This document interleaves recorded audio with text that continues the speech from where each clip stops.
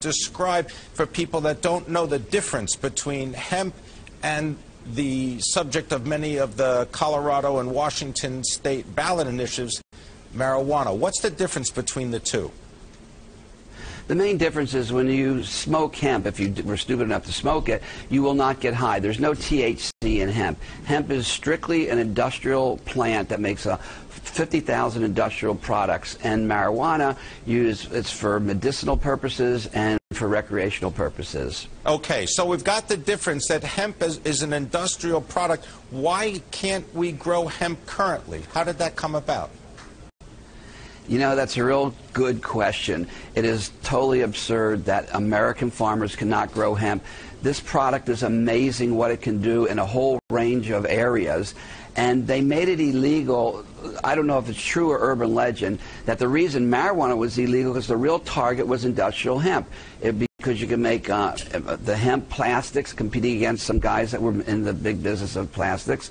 The hemp paper is much more easily available, and it was competing against Hearst's big paper concerns. So they lumped it all together with marijuana, and that's how it became illegal. Not because marijuana was making people high and they didn't like it. It was because the target, the real target, was industrial hemp with its many applications. All right, so hemp gets caught up in the same net and put under the same jurisdiction as marijuana. Let's fast forward now to the Farm Bill, which the President just signed in Michigan, allowing states that have laws regarding hemp production, industrial hemp production and growing, that it is now consistent with federal law. What does that tell you about the direction of federal law? Well, that is an unbelievable moment in the history of industrial hemp. We are about to start a clean American industrial revolution with the passage of the Farm Bill. So we don't have to import massive amounts of hemp protein or hemp fibers or hemp fabrics or hemp seeds from China and Canada and Romania and Russia. We can actually grow it here, and the economic benefit is going to be in the billions of dollars to Americans. All right. Now, Bruce, tell us, what is Hemp Inc.? Hemp Inc. is a publicly traded company that focuses on industrial hemp and all the varieties of products that you can make with it. We have a lot of different divisions. We have our nutritional division, which makes, hemp seeds and hemp protein are classified as superfoods. So we have those. We have hemp textiles. I'm wearing a hemp t-shirt. This is hemp rope. I'm wearing shoes made by Adidas. So do you offer consulting services based on your experience and knowledge in this industry? Is that the focus of Hemp Inc. right now? It's not. It's the focus. It's the fastest growing, most flexible, and most profitable division of our company because of our vast knowledge of this industry since I was basically 16 years old. Okay. Now, I got to ask you, though, on a personal basis, going back, you mentioned being 16 years old. You also spent some time at the courtesy of the government in a way that, well, you were incarcerated. Tell us a little bit about that.